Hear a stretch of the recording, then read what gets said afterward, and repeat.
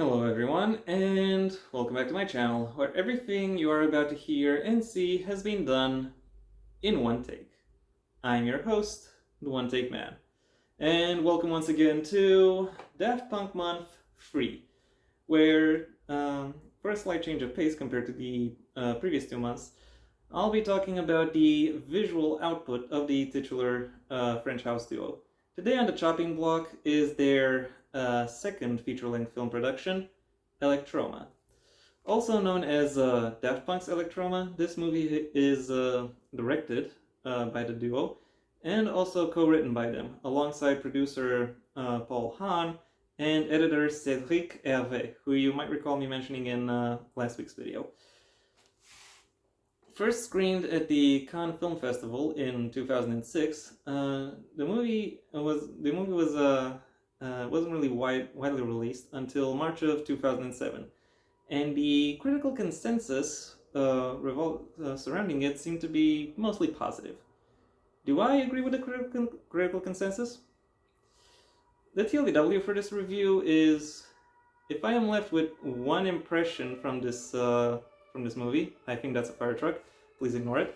If I am left with one impression from this movie, that would be, ironically, given the given the soundtrack that this video ends up having, stillness. Because this really isn't a dynamic piece. This isn't the kind of thing that people would be rushing to delve into again and again. It instead functions as an open door.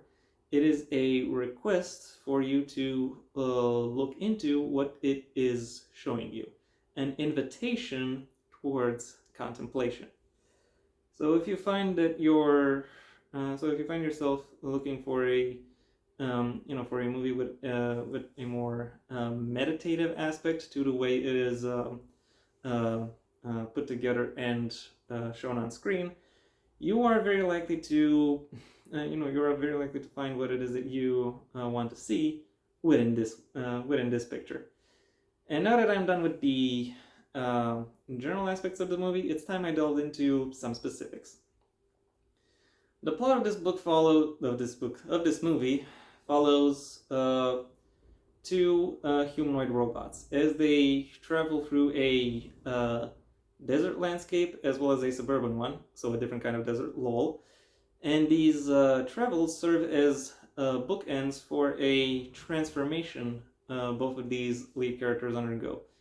And after that transformation, the audience also is shown the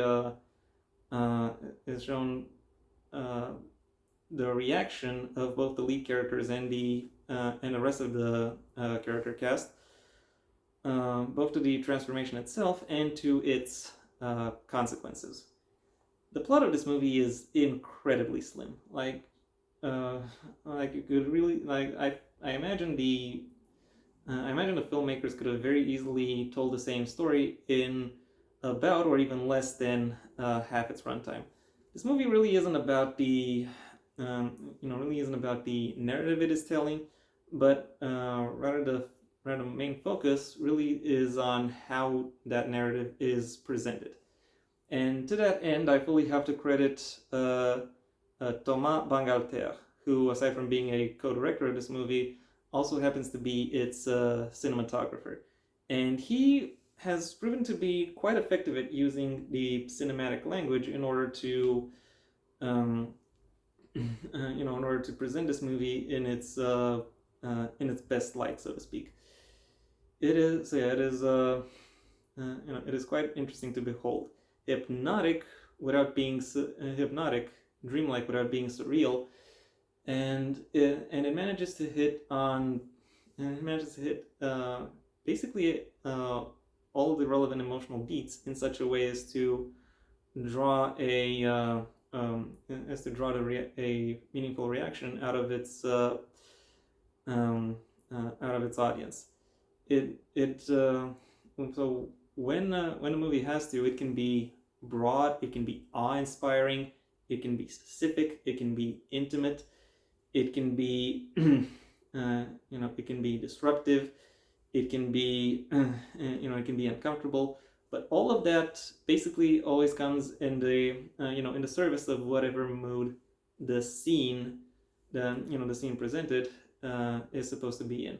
The movie has a great handle on the therefore in the cinematic language, even if occasionally the already quite slow pace of this movie turns to a near halt, making it making it borderline unwatchable. The lead characters also do a pretty fair job, especially when you consider the fact that this is basically a silent movie with some non-diegetic music, and they are working through full robot costumes all throughout the movie.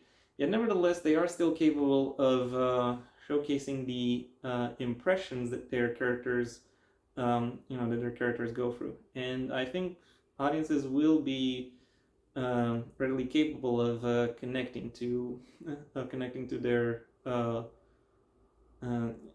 to their struggles and to their situation.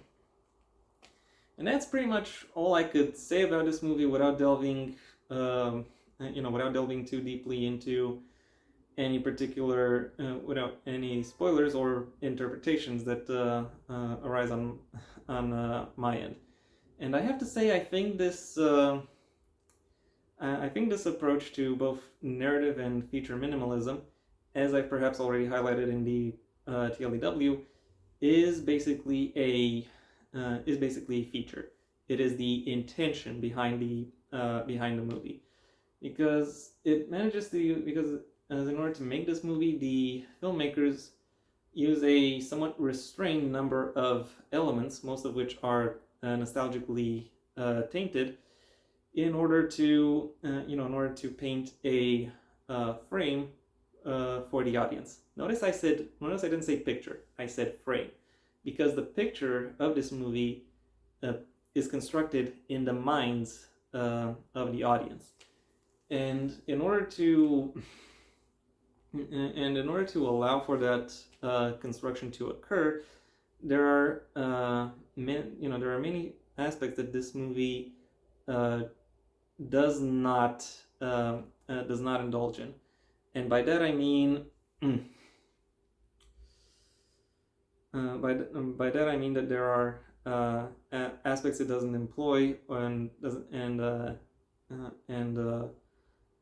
various other elements that it doesn't present, that it doesn't really utilize in order to dissect the premise that is presented to the audience. It is just there for the audience to tear apart in any way they see fit, which I have to say leaves the actual messaging that this movie is going for to come across as quite slim. This is a very simple media production, and I have to say that simplicity ends up working against this movie more than it works in its favor, or it kind of works about the same, more or less. Overall, even though I think this movie is built around a strong core, I don't think there are enough elements around that core to really elevate it, to really elevate its potential and deliver a more satisfying conclusion. My final rating for Daft Punk's Electroma is a 3 out of 5. And that was my review. Thank you for your attention. If you enjoyed it, well then please like the video, maybe even share it wherever you think other people will also like the video. If there is anything you'd like to add, either to the movie itself or to my review of it, that's what the comment section is for. And if you want to see when my next video gets released, well then please subscribe. And ideally also ring the bell or do whatever else YouTube will ask of you in order to keep you notified. I also have a main channel where I talk about book-related and literature stuff, a link to which you can find in the description down below, right past my social media links, which I also suggest you check out should you choose to. If you are not interested in that, then I suggest you stay on this channel and go through my extensive backlog of movie reviews, album reviews, TV commentary, political commentary, gameplay, etc. I touch upon a lot of topics, and it is quite likely you will find at least one thing that speaks to you. If that doesn't interest you either, then I suggest you go ahead and do whatever you want the rest of your day, because it is your day after all. And yeah, now I'm done. Until next time, I have been the One Take Man.